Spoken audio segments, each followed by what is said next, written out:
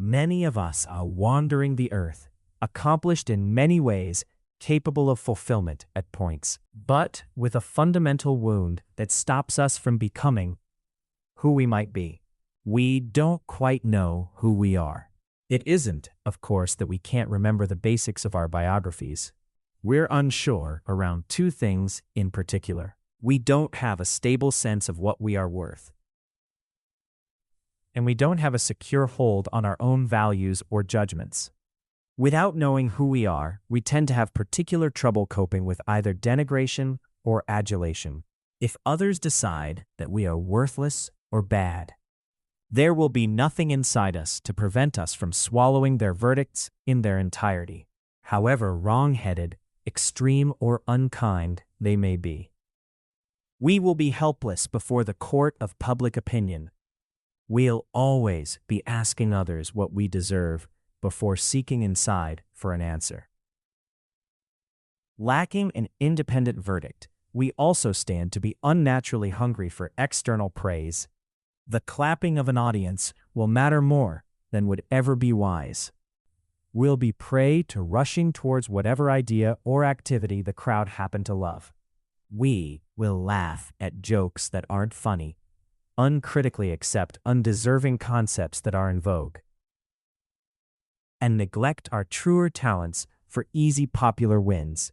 We'll trail public opinion slavishly, constantly checking the world's whims, rather than consulting an inner barometer in order to know what we should want, feel, and value. We need to be kind on ourselves. No one is born with an independent ability to know who they are. We learn to have an identity because, if we are blessed, in our early years, someone else takes the trouble to study us with immense fairness, attention, and kindness, and then plays us back to us in a way that makes sense and that we can later emulate. They give us the beginning of a true portrait of our identity, which we take on and enrich over the years, and use as a defense against the distorting verdicts from hurried or ill-intentioned others. Knowing who one is really the legacy of having been known properly by someone else at the start. This early identity building tends to unfold with apparently innocuous, life-saving small steps. It must really have hurt, a parent might say in response to an upset, thereby validating an infant's own feelings. Or, it's okay not to feel happy on your birthday, the parent might say at another point, delicately upholding an infant's less typical response to certain events. Ideally, the child isn't just known. He or she is also interpreted as likable. A good parent offers generous interpretations. They are on the side of the child. They are always ready to put the best possible gloss on moments of ill temper or failure. This forms the basis upon which resilient self-esteem can then later emerge. That is the ideal, but it can of course go very wrong, and often does. A parent may offer mirroring that is out of sync with the reality of the child. "Look who is such a happy little boy, girl," a parent might insist, when the opposite is the case. This badly scrambles the child's ability to connect with their own emotions. Or the parent might only lend the child a very punitive way of interpreting itself,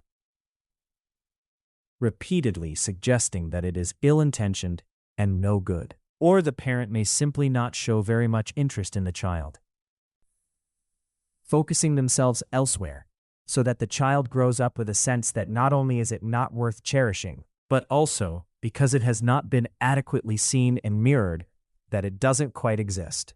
A feeling of unreality is the direct consequence of emotional neglect.